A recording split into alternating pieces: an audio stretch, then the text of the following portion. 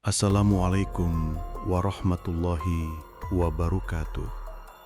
Selamat datang di langit hitam, tempat di mana batas antara dunia nyata dan yang tak kasat mata menjadi samar. Semoga yang menonton diberi kesehatan, ketenangan hati, dan selalu dilindungi dari hal-hal yang tak terlihat. Malam ini, kami akan membawamu menyelami sebuah kisah nyata tentang seorang lelaki yang terikat takdirnya dengan makhluk dari dunia lain.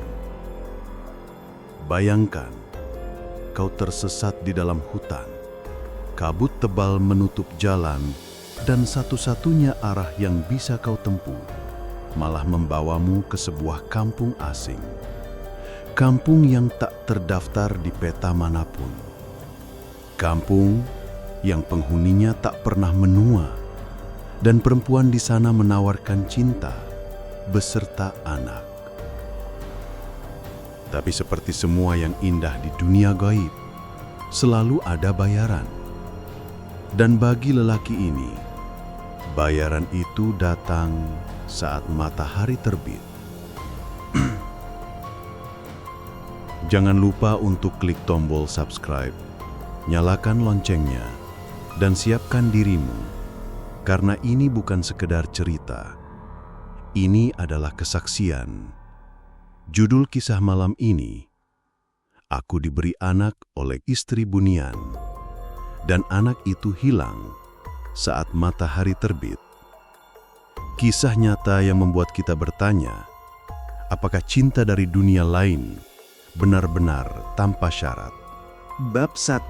Perempuan di antara kabut. Kejadian ini bermula saat aku mengikuti program pendataan hutan adat di kawasan Gunung Barisan, sebuah wilayah yang konon masih dihuni banyak makhluk tak kasat mata. Aku, sebagai mahasiswa antropologi semester akhir, ditugaskan melakukan pengamatan budaya dan interaksi masyarakat dengan hutan.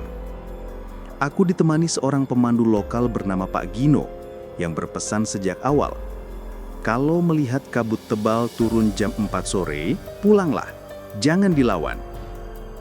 Hari ketiga di sana, aku terlalu larut mengamati jejak-jejak fauna di pinggiran hutan. Kabut tiba-tiba turun dengan cepat, menutupi jalan pulang. Aku panik. Suara burung berhenti, suara jangkrik lenyap, dan tiba-tiba dunia jadi sunyi senyap. Aku berjalan perlahan, berusaha menebak arah hingga menemukan sebuah jalan setapak yang tak aku kenali sebelumnya. Aku berpikir, mungkin jalan pintas. Jalan itu membawa aku pada sebuah desa kecil yang terasa sangat asing. Rumah-rumahnya terbuat dari kayu tua, tanpa paku, dan atapnya dedaunan yang tersusun sempurna. Tidak ada suara kendaraan atau listrik, tapi anehnya, warganya sangat ramah. Mereka menyapaku dengan senyum damai, bahkan seperti sudah mengenalku. Seorang perempuan muncul dari antara kerumunan. Wajahnya sangat cantik, namun tak biasa. Matanya teduh, kulitnya pucat kemerahan, dan suaranya lembut seperti angin. Ia memperkenalkan dirinya sebagai Rasi.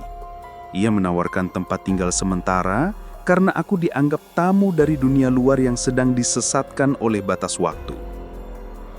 Aku menungkang di rumahnya, sebuah pondok kayu yang anehnya lebih luas di dalam daripada luar.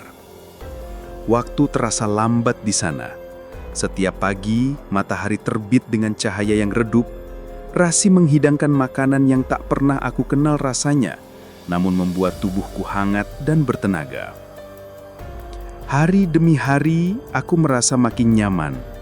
Aku mulai berbincang dengan para penduduk, belajar kebudayaan mereka.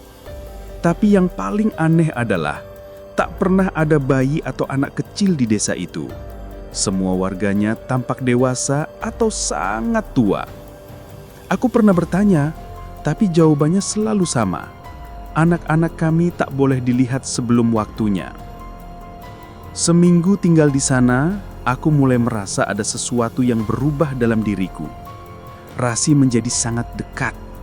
Kami saling berbagi cerita, hingga akhirnya ia berkata, "Kau boleh bersamaku, tapi jangan pernah bertanya tentang waktumu." Malam itu, ia membawaku ke tempat semacam altar kecil di tepi sungai berkabut. Ia mengajakku melakukan semacam ritual pernikahan. Aku, dalam kondisi setengah sadar, mengikuti semua instruksi dan mengucapkan janji di depan api kecil dan bayangan-bayangan aneh yang menyaksikan dari kejauhan. Sejak itu, aku tak pernah lagi dihantui perasaan ingin pulang. Semua rasanya begitu alami.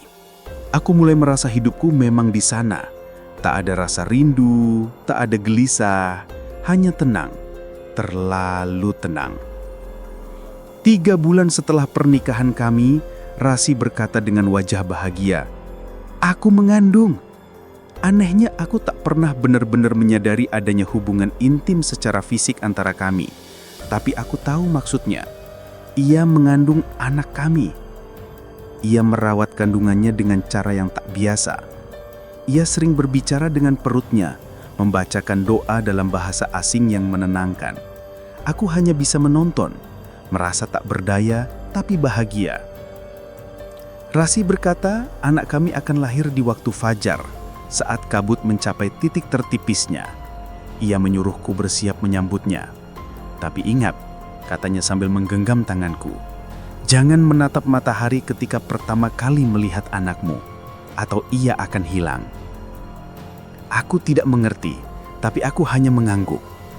Malam itu, aku tak bisa tidur. Sebuah perasaan campur aduk menyerang. Gembira, takut, dan anehnya perasaan bahwa aku bukan lagi aku yang dulu. Bahwa aku telah menjadi bagian dari dunia lain. Fajar itu pun datang. Rasi menggigil namun tersenyum. Dari rahimnya lahirlah seorang bayi laki-laki dengan kulit seputih kabut dan mata hitam berkilau. Ia menangis pelan, hampir seperti bisikan. Aku memeluknya perlahan. Dan saat sinar matahari pertama menembus jendela, aku lupa peringatan Rasi. Aku menoleh ke cahaya itu dan melihat ke arah bayiku. Dalam sekejap, tubuhnya mulai transparan. Rasi berteriak, tapi semuanya sudah terlambat. Dalam hitungan detik, bayi itu menghilang, seperti embun tersentuh matahari. Aku hanya bisa menjerit, terduduk dengan lengan kosong. Rasi menangis tanpa suara. Dan untuk pertama kalinya, aku merasa waktu mulai bergerak lagi. Bab 2. Bayi yang lahir tanpa tali pusar. Pagi itu, kabut belum benar-benar hilang ketika aku terbangun di rumah kayu kecil milik Arina. Aku terkejut karena tubuhku terasa lemas seperti baru bangun dari tidur panjang.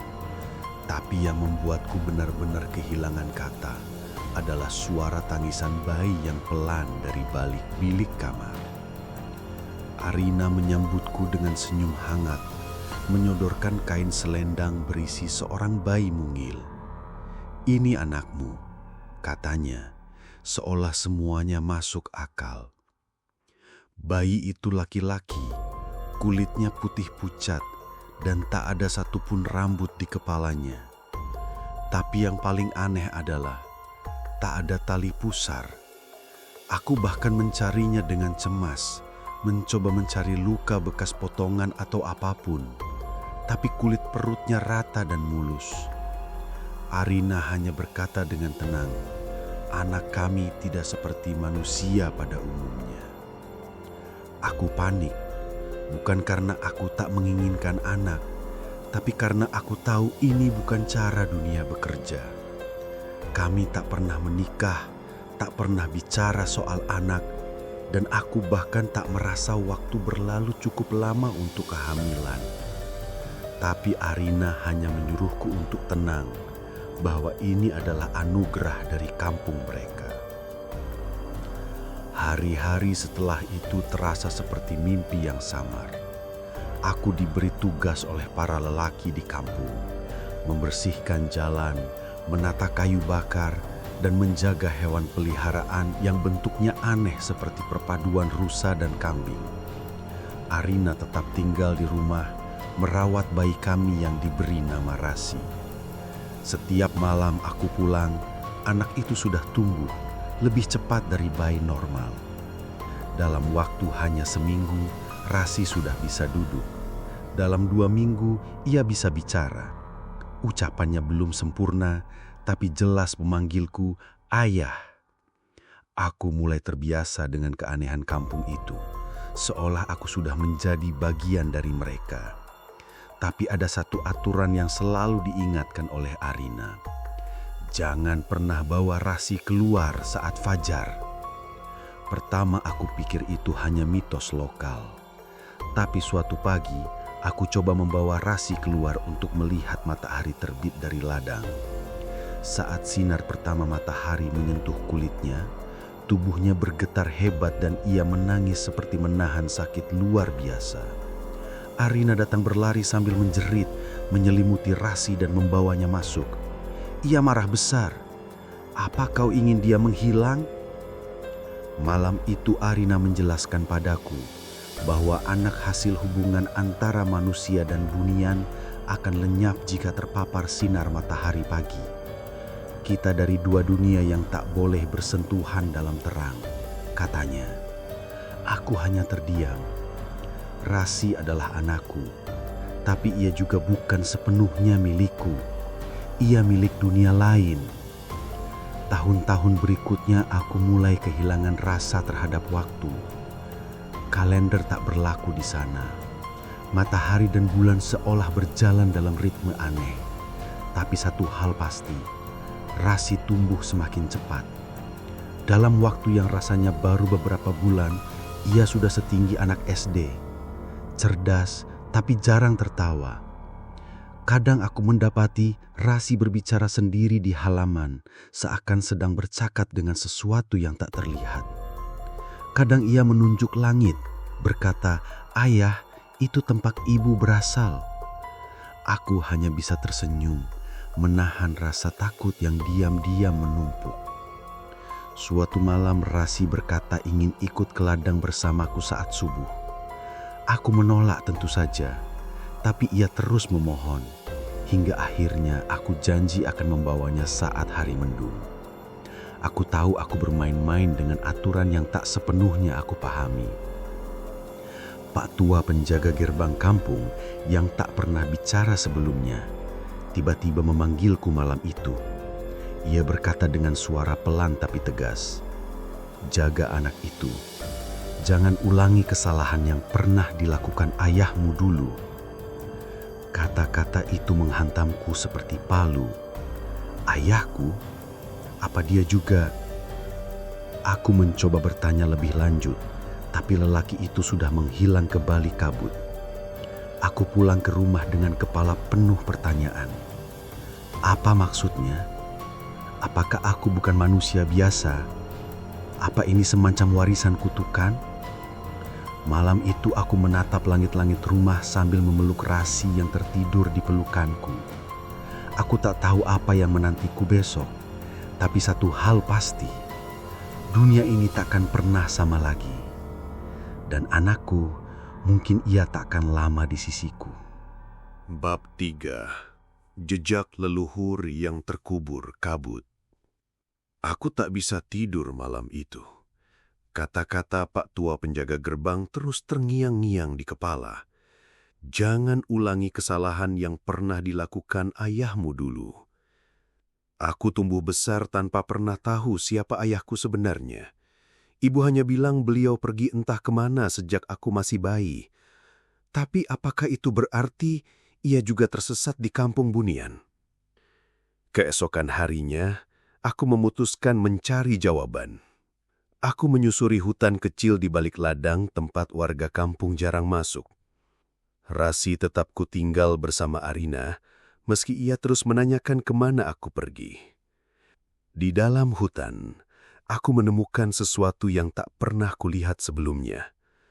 Sebuah gubuk tua yang tampaknya sudah lama ditinggalkan. Di dindingnya, ada ukiran huruf Jawa kuno yang samar tertutup lumut. Dengan susah payah, aku mengeja nama di atas pintu. Mahesa. Itu nama belakangku. Dadaku bergetar. Di dalam gubuk, Hanya ada perabotan reot dan sebuah peti kayu kecil berdebu. Aku membukanya dengan hati-hati, dan di dalamnya terdapat kain batik tua serta buku catatan usang yang sebagian besar sudah dimakan rayap. Tapi di beberapa halaman yang masih utuh, aku melihat tulisan tangan. Hari ke-1 di kampung ini. Mereka bilang aku harus lupakan matahari. Itu tulisan ayahku. Semuanya mulai masuk akal.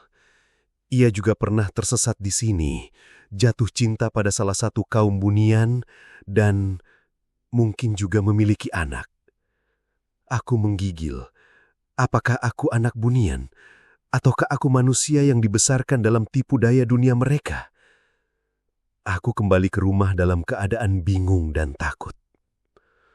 Arina menatapku dengan tatapan yang sulit dijelaskan, antara iba dan amarah. Ia berkata pelan, "Kau telah membangunkan jejak yang seharusnya terkubur. Ayahmu mencoba membawa anaknya pergi dan gagal." Aku tercekak. Jadi aku anak dari dunia ini juga. Malam itu aku duduk bersama Arina, memaksa ia bercerita segalanya. Ia pun mengaku bahwa dulu ibunya adalah wanita bunian, sedangkan ayahnya manusia. Campuran darah itu diwariskan padanya, dan kini pada Rasi. Itulah kenapa Rasi lebih kuat dari anak manusia biasa, tapi juga lebih rapuh terhadap cahaya dunia luar. Aku mulai melihat semua orang di kampung dengan pandangan baru. Mereka tersenyum, menyapa, tapi matanya kosong, terlalu dalam, seakan tak ada jiwa di baliknya. Atau mungkin jiwanya sudah bukan milik dunia ini lagi. Aku mulai takut.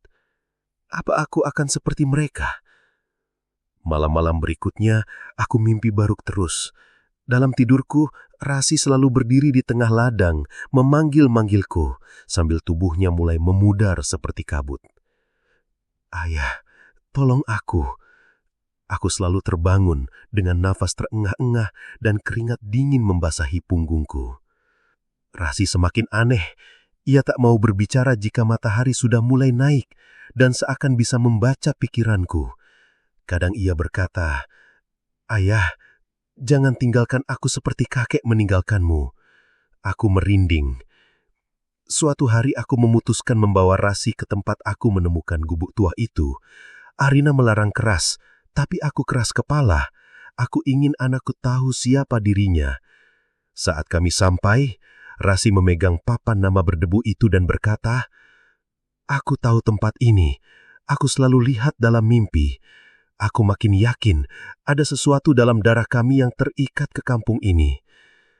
Saat matahari mulai turun, kabut tipis menyelimuti hutan. Rasi berdiri lama di depan gubuk lalu berbisik, "Aku tak bisa lama di sini, Ayah." Suara mereka makin dekat. Aku tak paham maksudnya, tapi sebelum aku sempat bertanya, suara-suara dari balik pohon mulai terdengar, gumaman dalam bahasa yang asing namun mendayu. Aku gendong Rasi dan lari secepat mungkin. Tapi hutan itu berubah. Jalan yang tadi kami lewati kini tertutup akar dan semak yang tak masuk akal. Seolah hutan itu hidup dan tak ingin kami pergi. Nafasku makin berat, langit semakin gelap. Saat hampir mencapai gerbang kampung, Pak Tua penjaga itu muncul lagi. Kali ini wajahnya lebih jelas, dan aku terdiam. Wajahnya sangat mirip denganku, hanya lebih tua dan keras. Ia hanya menatap Rasi dengan mata berkaca, lalu menoleh kepadaku. Jangan biarkan dia masuk ke jalur yang sama. Ia masih bisa diselamatkan. Setelah itu ia lenyap dalam kabut. Tak ada jejak langkah pun. Tapi aku tahu itu adalah ayahku, dan ia telah gagal menjaga anaknya. Kini giliranku untuk memilih, bertahan di kampung bunian atau mencari cara membawa Rasi keluar sebelum semuanya terlambat. Bab 4. Cahaya pertama yang membakar kulitnya. Pagi itu, aku menemukan bercak hangus di tempat tidur Rasi. Spray seperti dilalap bara kecil dan kulit tangannya memerah seperti terkena sinar matahari terlalu lama. Padahal jendela masih tertutup rapat. Aku mengguncang tubuhnya dan ia membuka mata pelan-pelan, berkata lirih, "Ayah, aku mimpi cahaya itu menyakitiku." Tubuhku gemetar. Rasi mulai menunjukkan tanda-tanda penolakan terhadap dunia manusia. Arina datang dengan wajah pucat dan suara lirih. "Ia terlalu lama di sini. Dunia ini bukan rumahnya. Kita harus memilih, kau tetap di sini atau kau pulang tanpanya." Aku menatapnya tajam. "Tidak, aku akan cari cara. Aku tak akan tinggalkan anakku." Aku berjalan keliling kampung, bertanya ke siapa saja yang mungkin tahu tentang batas waktu anak bunian di dunia ini. Tak ada jawaban pasti, kecuali satu. Jika tubuhnya mulai terbakar oleh cahaya matahari pertama, maka waktunya hampir habis. Aku pulang dengan dada sesak. Waktu kami sedikit. Malamnya, Rasi memelukku erat. Ia menangis. "Ayah, aku ingin pergi ke tempat cahaya. Aku ingin tahu seperti apa dunia ayah yang sebenarnya." Aku menatap wajahnya yang lembut namun semakin pucat. Aku sadar jika aku menuruti keinginannya, mungkin itu kali terakhir aku bisa bersamanya. Keesokan harinya, aku memutuskan membawa Rasi keluar kampung saat fajar. Arina memohon agar aku tidak melakukannya, tapi aku tetap bersikeras. Ia hanya menangis lalu memberiku sebuah kalung tua. "Kalung ini milik ibuku, gunakan untuk melindungi jiwanya saat cahayanya datang." Aku gendong Rasi, dan kami berjalan pelan melewati hutan. Udara pagi terasa menusuk tulang, burung tidak berkicau, akar dan ranting seperti menjerat setiap langkah kami. Aku berulang kali membaca doa dalam hati. Ini bukan sekadar perjalanan, ini pertaruhan hidup dan mati. Begitu matahari muncul perlahan dari balik pegunungan, Rasi mulai menggeliat dalam pelukanku. "Ayah, panas, panas sekali."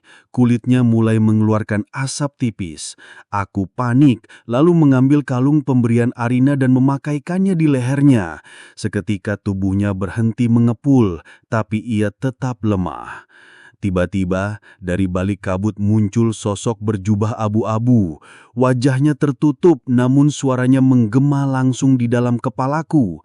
"Kau melanggar batas. Anakmu bukan milikmu seutuhnya. Ia bukan manusia." Aku berdiri menantang. Tapi jiwanya setengah manusia, dan itu bagian yang ingin kuselamatkan. Sosok itu mengangkat tangannya dan tanah di sekitarku mulai bergetar. Pohon-pohon mencecit seperti kesakitan dan kabut semakin tebal. Rasi memelukku erat dan berbisik, "Ayah, aku takut." Aku melangkah mundur, mendekat ke batas hutan yang mulai menunjukkan sinar terang dunia luar. Langkah terakhir terasa seperti melawan gravitasi, tapi saat kaki kami menyentuh rerumputan di luar hutan, dunia seperti terbelah. Rasi berteriak keras, tubuhnya mulai bercahaya, bukan hangus, tapi bercahaya lembut seperti kunang-kunang. Kalung di lehernya bersinar terang.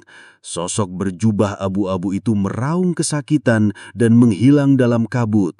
Tapi saat aku menoleh ke Rasi, tubuhnya mulai menipis, seperti uap air yang menguap di udara. "Ayah, aku ingin tetap bersamamu, tapi aku terlalu ringan di dunia ini." Suaranya mulai bergetar. Aku memeluknya erat, tapi pelukanku hanya mengenai udara. Ia menatapku terakhir kali, dan senyumnya seperti sinar pagi yang paling hangat. "Terima kasih sudah mencoba menyelamatkan aku, Ayah." Dan dalam sekejap, ia lenyap, hilang bersama sinar pertama matahari. Aku terduduk lemas, tak ada yang bisa kulakukan. Dunia ini telah menelan anakku, atau mungkin dunia lain telah memanggilnya kembali. Yang pasti, aku telah mencoba, aku telah berjuang, tapi cinta kadang tak cukup kuat untuk menahan takdir. Aku kembali ke kampung. Arina menungguku di ambang pintu dengan mata kosong. Ia tahu, tapi tak ada air mata, hanya keheningan panjang yang menyayat. Ia akan kembali jika memang diizinkan, katanya pelan. Aku tak membalas. Malam itu aku duduk di depan rumah. Angin berbisik lembut di antara daun-daun seolah suara kecil memanggil dari kejauhan. Ayah, aku tak tahu apakah itu nyata atau hanya anganku. Tapi aku yakin satu hal, Rasi masih hidup di suatu tempat yang tak bisa kugapai. Bab 5. Rumah yang tak lagi punya bayangan. Sejak pagi itu, rumahku berubah.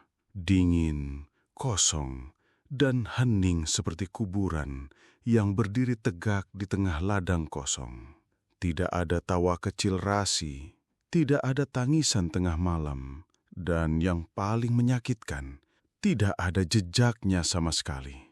Seolah ia tak pernah ada. Hanya kalung tua pemberian Arina yang tergantung di paku kayu dekat jendela sebagai satu-satunya bukti bahwa aku pernah menjadi ayah. Hari-hari kulalui dalam diam. Arina tidak lagi muncul, seperti lenyap bersama kabut. Penduduk kampung bahkan mengatakan aku seperti orang linglung, berbicara sendiri, menatap hutan selama berjam-jam, dan terkadang tertawa lirih tanpa sebab. Mereka tak tahu, aku sedang menunggu suara langkah kecil itu kembali melintasi tanah depan rumahku. 3 malam setelah kepergian Rasi, aku bermimpi berdiri di tepi sungai yang berkilau, di bawah langit tanpa bintang. Dari air muncul sesosok anak kecil, memanggilku dengan suara parau. Ayah, aku tersesat. Tapi sebelum aku bisa menggapainya, tubuhnya larut menjadi buih dan lenyap dalam aliran air yang diam. Aku terbangun dengan nafas terengah dan dada seperti diikat kawat berduri. Hari-hari berikutnya, setiap malam, aku tidur dekat kalung itu. Kadang terasa hangat, kadang berdenyut seperti jantung. Aku tahu, Arina memberikannya bukan hanya sebagai perlindungan, tapi juga sebagai penghubung. Sesuatu dalam benda itu masih terkait dengan Rasi. 5 minggu setelahnya, sesuatu terjadi. Tepat saat tengah malam, saat hujan turun tanpa suara dan angin berputar aneh. Aku mendengar suara di depan rumahku. Langkah kecil, teratur, perlahan. Aku membuka pintu tanpa ragu. Di sana, berdiri sesosok anak kecil, mengenakan pakaian putih tipis, menatapku dengan mata sayu. Rasi. Tapi ada yang berbeda. Wajahnya datar, tidak ada ekspresi. Ia hanya berdiri diam. Aku memanggil namanya berkali-kali, tapi ia tak menjawab. Lalu perlahan ia berjalan masuk, duduk di lantai tengah ruang, dan menatap jendela yang mengarah ke hutan. Saat aku mendekat, tubuhnya menguap tipis, seperti kabut yang hanya terlihat di antara mimpi dan nyata. Keesokan paginya, jejak kaki basah ditemukan di lantai rumahku. Hanya satu arah, dari pintu ke tempat duduk itu, tidak kembali keluar. Aku percaya itu bukan mimpi. Itu Rasi, atau mungkin bagian dari jiwanya yang belum sepenuhnya pergi. Sejak kejadian itu, aku mulai mencatat setiap jam, setiap tanggal, setiap cuaca yang terasa berbeda. Karena setiap kali hujan turun di malam hari tanpa angin, aku mendengar suara itu lagi. Langkah kecil, nafas lirih, kadang suara gemerisik dari kamar tidur yang dulu milik Rasi.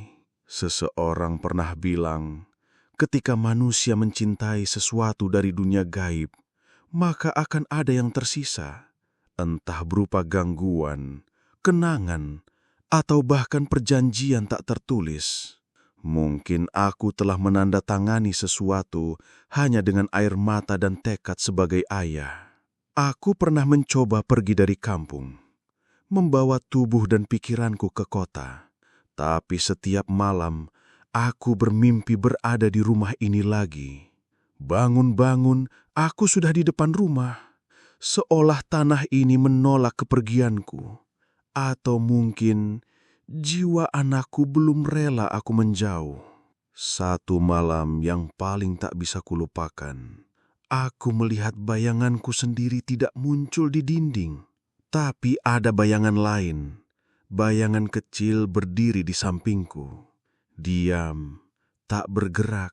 Saat aku menoleh, tak ada siapa-siapa. Tapi ketika aku berbicara dalam hati, "Rasi, kalau kau masih di sini, jangan biarkan aku gila sendirian." Kalung itu bergetar ringan. Aku sadar, ini bukan tentang memanggil kembali yang telah pergi, tapi menerima bahwa dunia ini punya lapisan-lapisan yang tak selalu bisa kita pahami. Aku tidak akan pernah benar-benar tahu di mana Rasi berada. Tapi aku tahu satu hal, aku tak sendiri. Di hari ke-5 tahun sejak aku pertama kali dibawa ke dunia bunian, aku bangun dengan tubuh lebih ringan. Seperti seseorang baru saja meletakkan sesuatu di dadaku. Rasa tenang. Di samping ranjang, ada bunga kecil yang hanya tumbuh di hutan tempat Rasi menghilang. Tak ada yang menanamnya, tapi keharumannya sama seperti rambut anakku saat aku membawanya mandi pagi-pagi. Dan aku tahu, walau tak bisa lagi memeluknya, aku masih bisa mengenangnya. Ia bukan hanya bagian dari masa lalu, ia bagian dari diriku selamanya. Jika malam ini kalian mendengar langkah kecil tanpa wujud, jangan panik. Mungkin itu bukan gangguan. Mungkin itu hanya seseorang yang hanya ingin pulang ke rumahnya. Seperti anakku.